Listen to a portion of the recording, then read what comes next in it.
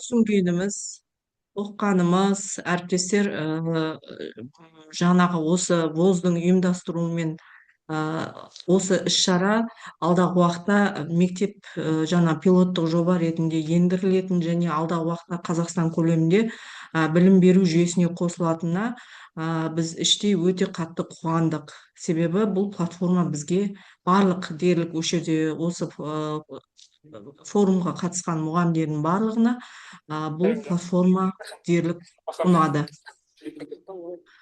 Ал енді мектеп жүйесіне келген кезде бағдарламаны енгізу бізге ана айтқандай ешқандай қиындық болған жоқ. Бұл мектепке келе салысымен мен 34 сағатқа бағдарлама түзіп, 5 модульдік платформаны, яғни 90 минутқа арналған ғой, соны екі бөліп 34 сағат шығарып, және оның қасында қосымша теория практикалық жүзінде тағы да бағдарламалар түзіліп, 34 сағатқа бағдарлап түзіп, иммундық патрульді өз мектебімде пилоттық жоба ретінде жүргізіп өттім. Енді қазір мына назарларыңызға ұсынып тұрғандай, дейін және кейінгі жағдайды көрсетіп отырмын. Әріптестер, байқағандарыңыздай, бізде үлкен алшақтық бар, яғни нәтиже бар. Оқушылардың қызығушылығы өте жақсы болды. Енді өзім осы жерде тоқталып кететін нәрсе, бұрынғы өзіміздің осы биология сабағында біз осы именно иммунитет жайлы өтіп жатқан кезімізде көбінесе бізде өту барысында дейін қандай жағдаяттар болды. Біз көбінесе мұғалімдер қауымы жаңағы мәліметті көбінесе энциклопедиялардан, журналдардан, интернеттерден, кітапханадан ізденіп жататын жайымыз болды.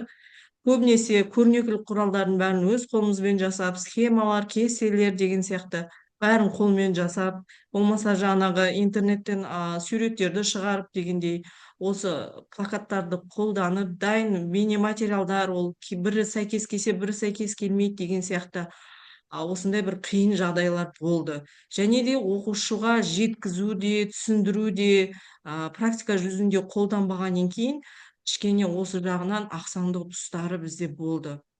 Ал енді осы платформаны біз жүйеге қойып, білім беру жүйесіне қойып, 7-ші сыныптармен өткізген кезде, 6-шы деген кешіресіздер, 6-шы сыныптарға өткізген кезінде дайын сабақтар, толық жоспарланған, құрылымдалған, ешқандай қиналмайсыздар, дайын жоспарда алып, сабақ өтіп шықтық. Өте қызықты оқыту болды. Материалдар қолжетімді, заманауи түрде жасалған, яғни имитация, жаңағы не дейді, жеңіл түсіндіру видео нұсқаулықтар өте керемет түсіндірілген. Бұл жерде біз иммунитеттің күрделі процестерін оңай түсіндіре алатын дәрежеге жеттік. Және оқушылар қазіргі білесіздер, қазіргі таңда оқушыларымыз біздің ойынға бейім болғандықтан, бұны ойын элементтері арқылы, визуалды оқиғалар арқылы түсіндіру бізге өте оңтайлы болды. Мінекей. Енді көбінесе тәжірибе алмасуды да жөн көрдік жүргізуді. Біз өз мектебімізде халықаралық деңгейде тәжірибемізді бөлістік. Тәжірибе алмасуға да келіп жатты. Сонымен қазір мына жерде видеоны ұсынғым келіп отыр. Байқап отырсаңыздар, бұл жерде бізде жаңағы осы Сәуле ханым біздің мектепке келген болатын тұғын. Өзінің делегациясымен бұл жерде Ташкент қаласынан өзінің делегацияларын ертіп келіп, Ашхабад қаласынан келіп, өз көздерімен сабаққа еніп, сабақтың оқушылардың қызығушылығын, ынтасын көріп, өте керемет жаңағы біздің мектептен керемет жаңағы ықпалмен шықты. Керемет ықпал алып қайтты ол кісілер. Байқап отырсаңыздар, келген қонақтарымыз біздің осындай жеткен неміз бар. Одан бөлек бізде әріптестер бұл жаңағы тәжірибе албасымызды жаңа халықаралық деңгей, сонымен қатар республикалық деңгейде де тәжірибеміз тараттық. Сонымен қатар тирек мектептерimiz бар, қасымызда орналасқан басқа да мектептерде де мұғалімдерін шақырып, осы иммундық патруль жобасын үйретуді жөн көрдік. Сонымен қатар, онымен шектеліп қана қоймай, халықаралық деңгейдегі серіктес мектептеріміз бар. Олармен де серіктес болып, өзіміздің осы жобамызбен бөлістік. Және де ата-аналарды да шақырып, ата-аналармен де бөлек жұмыс жасап, оларға да түсіндірме жұмыстарын жүргізіп, осы иммундық патруль және вакцинацияның ұғымдарын түсіндіріп, олар да кереметтей өздеріне жаңағыдай түсінік қалыптастырып, көбінесе жаңағы біздегі ата-аналардың бір қорқыныш сезімдері бар ғой, мынау коронавирустан кейінгі қорқыныш сезім қалып кеткен, оқушыларға, балдарына вакцина салдырудан қорқады, үрей болып қалған. Яғни осындай үрейді жоюға бізге мүмкіндік болды осы жаңағы семинарларды өткізуінің арқасында. Байқап отырсаңыздар, мұғалімдер де, оқушыларда да қызығушылық өте керемет көрініс беріп тұр. Сонымен қатар, әріптестер, мен бұл осы тәжірибемді жүргізген бір жыл бойына мектепте жүргізген жаңа пилоттық жобадан өткен жобаны, сонымен қатар халықаралық жаңағы инновациялық педагогтар форумы өтті бізде, халықаралық Шымкент қаласында Мұхтар Әуезов университетінде өткен болатындығын, үлкен ауқымды, кең ауқымды түрде өткізген. Сол жерде өзім жаңа осы платформаны таныстыра отырып, заманауи білім беру сын-қатерлер, трендтер мен стратегиялар жаңашыл педагогтардың 5-ші халықаралық форумында шебер сыныбымды көрсетіп, сол жерде мұғалімдердің өздеріне, бүкіл жан-жақтан келген, Қытай қаласынан, Ташкент қаласынан келген мұғалімдердің өздеріне осы шебер сынып ретінде көрсетіп, өздерінің өн бойларынан өткіздіріп, осындай дәрежелі бірінші дипломмен марапатталған жайым бар, әріптестер. Одан бөлек, біз Шымкент қаласында мамандарымыз Европалық иммундау апталығын өткізді. Адам денсаулығы басты құндылық, оны қорғайтын патрульмен таныс болыңыз деп, Уақыт ТВ телеарнасында мен сұхбат бердім. Байқағандарыңыздай, мінекей қазір сіздерге қойып көрсетіп отырмын. Бұл жерде де түрлі жаңағы Шымкент өңіріндегі телеарналарда өздерінің қызығушылығын танытып, барлығы келіп бізден сұхбат алып, мектебімізге келіп сұхбат алып, болмаса телеарнаға бізді шақырып, өйстіп осы патруль бойынша жалпы таныстырылым жұмысын жүргізіп, оқушылар қандай нәтиже беріп жатқандығы туралы оларға түсіндірме жұмыстарын жүргізіп, осындай нәтижелі жұмыстарымыз көрсеткен жайымыз бар. Әріптестер, мінекей менің оң нәтижелі жұмыстарым, қалай жұмыс атқарғанымды мына жерде көрсетіп отырмын сұхбат ретінде.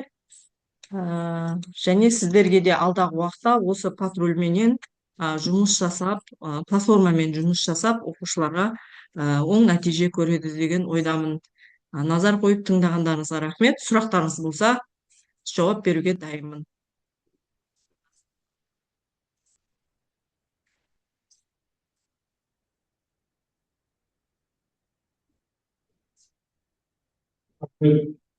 Сұрақтарыңыз бар ма, әріптестер?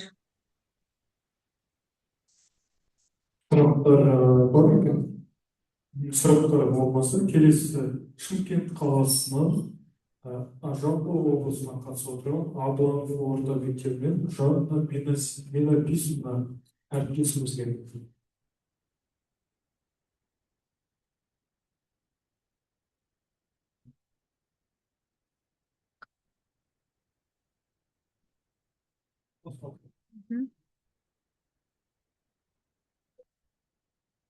Мұқият тыңдап алайық, ертең сабақтың соңында осы бойынша тест болады екен.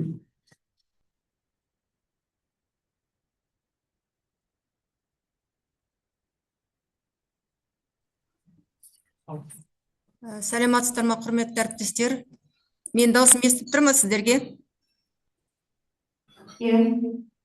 Сәлеметсіздер ме тағы да? Мен Қарабаева Жанна Минаписовна, Жамбыл облысы Сыдық Абыланов атындағы орта мектебінің биология пәні мұғалімімін. Мен сіздермен бүгінгі қауышқаныма өте ризамын. Мен де алдындағы шымкенттік әріптесім айтқандай, осы Астана қаласында 2024 жылы осы иммундық патруль курсын оқып, сертификатталған мұғалім боламын. Біздің де мектепте осы иммундық патруль жүйесі жобасы бойынша бірқатар жұмыстар атқарылып жатыр. Енді бұл жобаға келетін болсақ, өздеріңіз шет жағасын жаңа естіңіздер. Бұл жоба негізінде 10-12 жаста аралығындағы мектеп оқушыларының иммунитетін қалыптастыру бойынша білімін тереңдету, салауатты өмір салтын ұстау, осы бағытты ұстануға бағытталған етін. Енді мұнда оқушылар ағзаны қорғайтын иммундық жүйенің қалай жұмыс жасайтыны және салауатты өмір салтын ұстану қағидалар туралы осы жерде білімдері қалыптасады. Ұжымдық иммунитетті қалыптастыру мен вакцинация қауіпсіздігі жайында көптеген тың ақпараттар алады. Сонымен қатар оқушылар иммундық патрульді дайын оқыту платформасында белсенді ойындармен жұмыс жасай отырып, ақпаратты талдап, құзыреттік деңгейлер артып, алған білімдерін өмірде қолдана алады. Сонымен қатар өздеріңіз білетіндей, қазіргі кезде өте маңызды, олардың функционалдық сауаттылық дағдылары өте жақсы қалыптасады. Енді осы иммундық патруль оқыту платформасының тиімділігіне кеп тоқталатын болсам, оны осында бірнеше тиімді жолдарын мен таныстырып өткізем. Яғни бұл жерде мұғалім ешқандай жоспар құрып, ресурстар іздеп, таңдап, қосымша материалдар іздемейді. Өйткені бұл өте ыңғайлы цифрлық платформа болып есептеледі. Барлық қажетті білімнің барлығы осы платформада нақты ғылыми тілде оқушылардың жас ерекшелігі мен қызығушылықтары ескеріліп құрастырылған.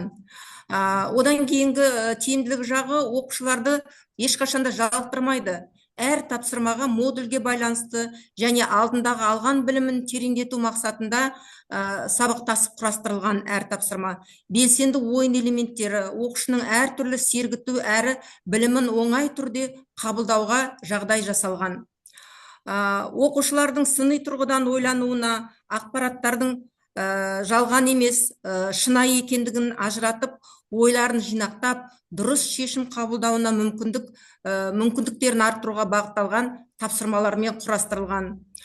Сонымен қатар оқушылар алған білімдерін өмірде қолдана алады. Өйткені барлық тапсырмалар оқушылардың функционалдық сауаттылығын арттыруға бағытталып құрастырылған. Енді бұл жаңа менің әріптесім айтып кетті ғой, негізінде бұл 6 модульден құралған, енді жұмыс барысында бұл нақты осындай 5 модульменен жұмыс жасаймыз. Өйткені бұл пилоттық жобада нақты жоспар берілген, ол жоспарда әр сабақты қалай өтуге арналған осындай нұсқаулық бар. Осы нұсқаулық бойынша оқушылармен жұмыс жасаймыз. Мен де өзім мектебімде арнайы жоспар құрғамын. Осы жаңағы мұғалімдерге арналған нұсқаулықтың негізінде сол жаңағы жоспар бойынша оқушыларменен жаңағы сабақтар өткіземіз. Енді бұл мына жерде енді өздеріңіз көріп отырсыздар, өздеріңізде енді бүгін курста осы мен жақсылап танысасыздар, білесіздер. Яғни бірінші 0-дік модуль деп аталады. Бұл жерде нақты айтқан кезде оқушылардың жаңағы аурулардың және олардың таралуы туралы айтылады. Яғни вирустар, жұқпалы аурулар қалай таратылады, індет дегеніміз не, эпидемия себептері мен салдары. Міне осылармен оқушылар бірінші 0 модулінде танысады. Келесі бірінші модуль ол иммундық жүйені құрайтын негізгі жасушалар деген тақырыпта, яғни оқушылар осы нақты иммундық жүйе туралы толық мағлұмат алады осы жерде. Одан кейінгі модуль ол вакцинация, және вакцинация дегеніміз не, оны қалай іске асырады. Міне осы туралы екінші модульда танысады оқушылар. Келесі модуль бізде ұжымдық иммунитет, өте маңызды тақырыптың бірі. Қазіргі кезде әсіресе өздеріңіз білесіздер, жалпы жаңағы оқушылар арасында болсын, жалпы халық арасында да болсын, иммунитетті қалыптастыру өте маңызды. Слайдты үлкейту керек дейсіз ба? Иә, үлкейтесіз бе? Қазір 1 минут кешіріңіздер.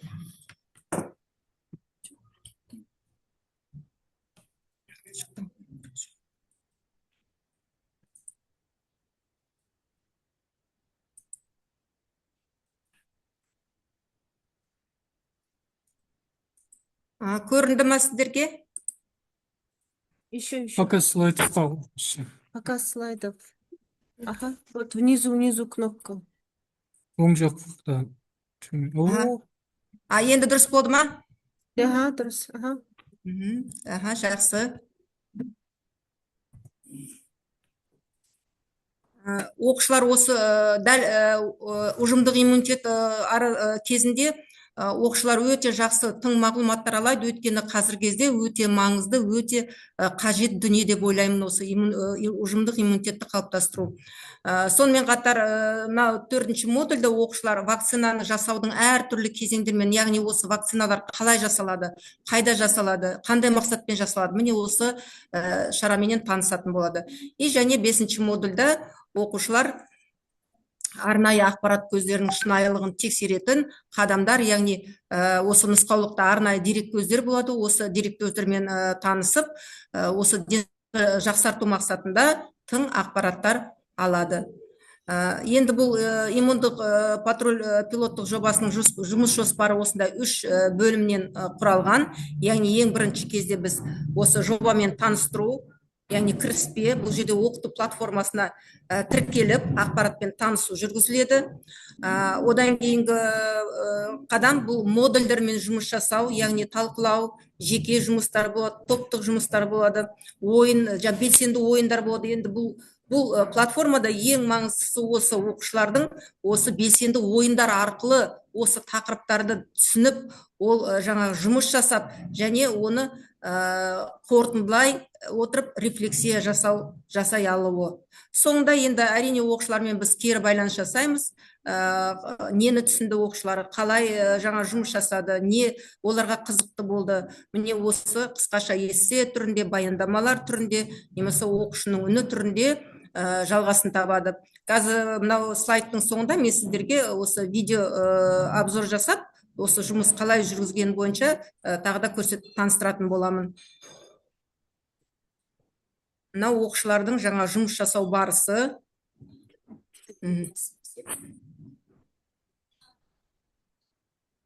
Әріптестер, қазір мен сіздерге видео обзор жасаймын. Кішкене шамалы күте тұрыңыздар.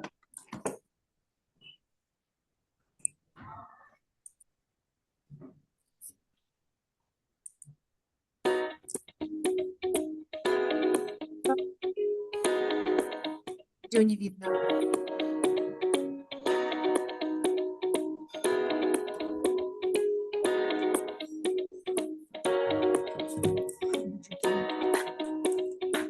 Видео не открывается, не видно. Не показывает, да? Сейчас, минуточку.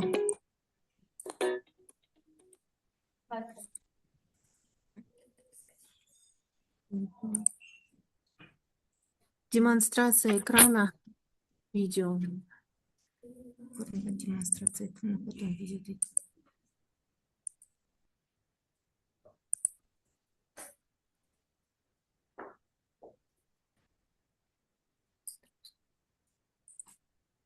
Демонстрация экрана, потом бар видео.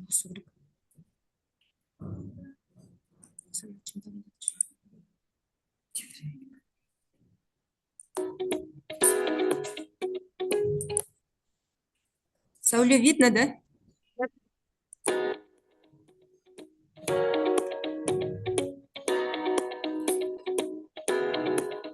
Надо завершить демонстрацию, А потом снова включить, да?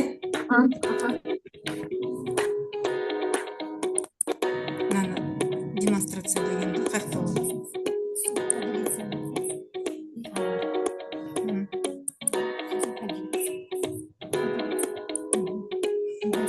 О, все, видно.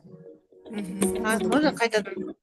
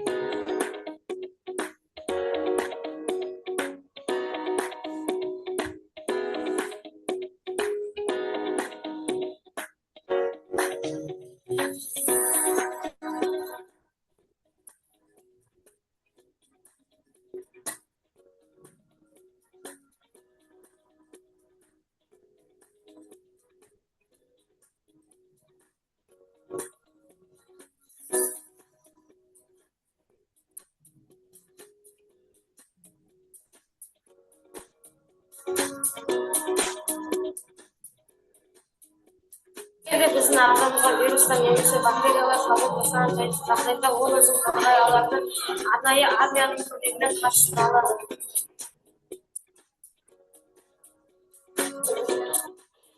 Қай жерге салынады және вакцинада кейінгі қандай белгілер пайда болады? Вакцинаны әдетте иіс салынады.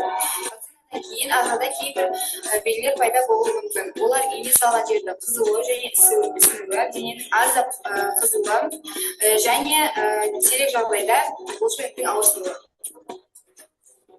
Осы жасушалар ағзаға түскен бөгде заттарды бірінші болып танып, олар туралы иммундық жүйеге ақпарат беретін жасушалар, яғни қысқаша айтқанда, бадасу жасушалар иммундық жүйенің күзетшілері.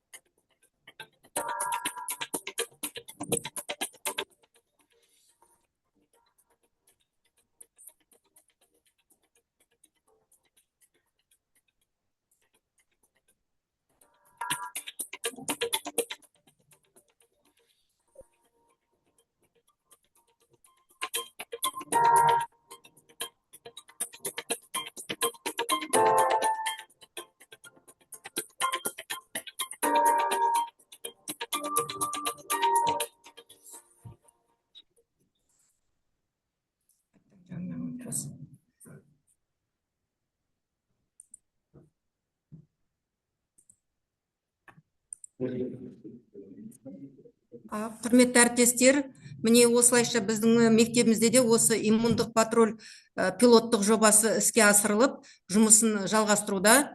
Жұмыс жасап жатырмыз осылайша біздерде. Егер де сіздерге қандай да бір қызықтырған сұрақтар болса, сұрақтар қойсаңыздар болады. Жалпы барлықтарыңызға назар қойып тыңдағандарыңыз үшін рахмет.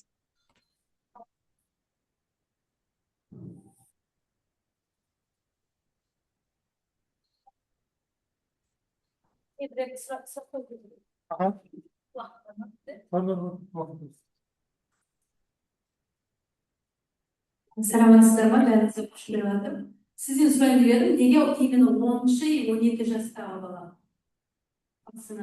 Енді бұл пилоттық жобада дәл осы кезде оқушылардың жаңа қызығушылықтары, одан кейін мына жерде бұл платформа негізі ойын элементтеріне негізделген ғой. Сол себептен осы 10-12 жастағы балалар аралығында осы жаңаға иммунитетке қарсы жаңағындай иммунитетті не істеуге бағытталған жұмыстар осы платформада неғылған, көрініс тапқан. Сол себептен осы 10-12 жастағы оқушылар арасында жүргізілетін жұмыс. Енді, например, программада сіз енді нәтиже қандай көріп тұрсыздар? Жақсы айтыңыз. Түбінде ол бала қаншалықты алып кетті, жизни как он принимает деген қайдан біле алмаймыз. Иә, өте дұрыс сұрақ, дұрыс айтасыз. Өйткені бұл жерде енді мынандай болып тұр ғой, қазіргі кезде барлық мектептерде әртүрлі жаңағында жұқпалы ауруларға қарсы тұратын вакциналар егу кезінде өздеріңіз білетіндей ата-аналар қарсы тұрады. Өйткені олар міне сондай жұмыстарда ыңғайлы болу үшін балалардың көзі ашық, бұл платформаның өзі ашық жүйеде сайтта орналасқан, оны ата-аналар да кіріп көре алады, ата-аналар да осы жұмысты бақылап көре алады. Сондықтан да бұл осы жағынан өте нәтижелі деп ойлаймын. Және балалар да осы платформаменен танысып, осы жұмысты жүргізгеннен кейін, олардың әжептәуір осы иммунитетті қалай көтеру керек, денсаулықты қалай нығайту керек, және осы вакцинаның қаншалықты маңызды екенін олар жақсы түсініп отырады осы неден кейін. Жобаны енгізетін